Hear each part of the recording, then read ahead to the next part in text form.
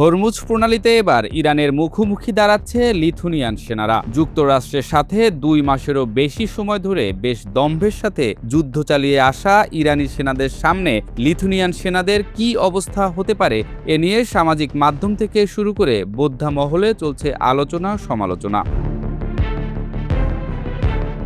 ইউরোপের ছোট কিন্তু ন্যাটোভুক্ত দেশ লিথুনিয়া জানিয়েছে প্রয়োজন হলে তারা যুক্তরাষ্ট্র নেতৃত্বাধীন সম্ভাব্য সামরিক মিশনে মাইন অপসারণের বিশেষ সক্ষমতা নিয়ে অংশ নেবে।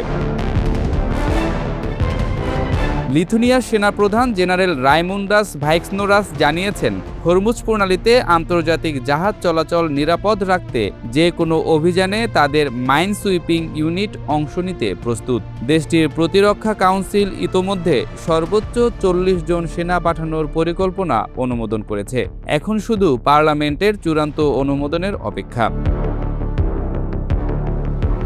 মূলত যুক্তরাষ্ট্র ও ইসরায়েলের সাম্প্রতিক হামলার পর হরমুজ প্রণালী নতুন উত্তেজনার কেন্দ্রে পরিণত হয়েছে। বিশ্বে সমুদ্রপথে পরিবাহিত তেলের বড় অংশ এই সংকীর্ণ প্রণালী দিয়ে যায়। পশ্চিমা দেশগুলোর আশঙ্কা, ইরান সরাসরি প্রণালী বন্ধ না করলেও যে কোনো সময় জাহাজ চলাচলে বাধা সৃষ্টি করতে পারে। আর সেই আশঙ্কা থেকেই নতুন সামরিক জোট তৈরির চেষ্টা শুরু করেছে ওয়াশিংটন। ইতোমধ্যে যুক্তরাজ্য উপসাগরীয় অঞ্চলে যুদ্ধজাহাজ পাঠিয়েছে। ফ্রান্সও সামরিক প্রস্তুতি বাড়িয়েছে। তবে ইউরোপের সব দেশ এই যুদ্ধে সরাসরি জড়াতে চায় না। জার্মানি স্পষ্ট জানিয়ে দিয়েছে এটি ন্যাটোর যুদ্ধ নয়। তারপরও লিথুনিয়ার মতো ছোট দেশ সামনে চলে আসায় নতুন করে আলোচনা শুরু হয়েছে। ইউক্রেন যুদ্ধের পর এবার কি মধ্যপ্রাচ্যেও আরও গভীরভাবে জড়িয়ে পড়ছে ইউরোপ? বিশ্লেষকরা বলছেন, লিথুনিয়ার এই পদক্ষেপ প্রতীকী হলেও এর রাজনৈতিক গুরুত্ব অনেক বড়।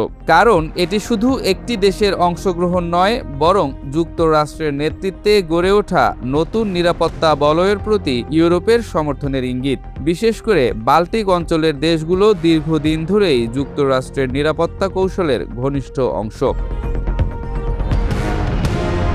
অন্যদিকে ইরানও হরমুজ প্রণালীকে কৌশলগত অস্ত্র হিসেবে ব্যবহার করছে বলে অভিযোগ পশ্চিমা দেশগুলোর। পুরো প্রণালী বন্ধ না করেও কোন জাহাজ চলবে, কোনটি ঝুঁকিতে থাকবে সেই নিয়ন্ত্রণ ক্ষমতা দেখাতে চাইছে তেহরান। ফলে সামরিক উত্তেজনার পাশাপাশি বিশ্ব জ্বালানি বাজারেও বাড়ছে অস্থিরতা। ইতোমধ্যে আন্তর্জাতিক বাজারে তেলের দাম বাড়তে শুরু করেছে।